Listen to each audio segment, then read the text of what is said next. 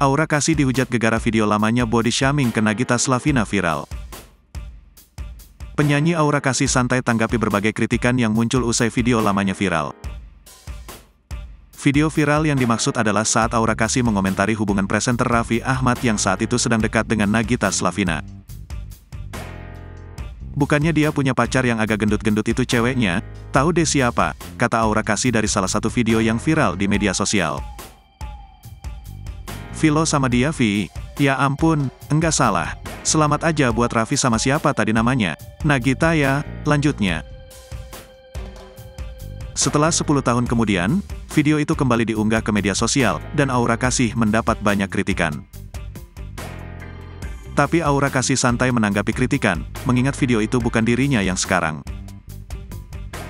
"Lo kan ngatain aku yang 10 tahun lalu," imbuhnya. Jika mengingat lagi perilakunya zaman dulu, Aura Kasih mengakui dirinya memang menyebalkan.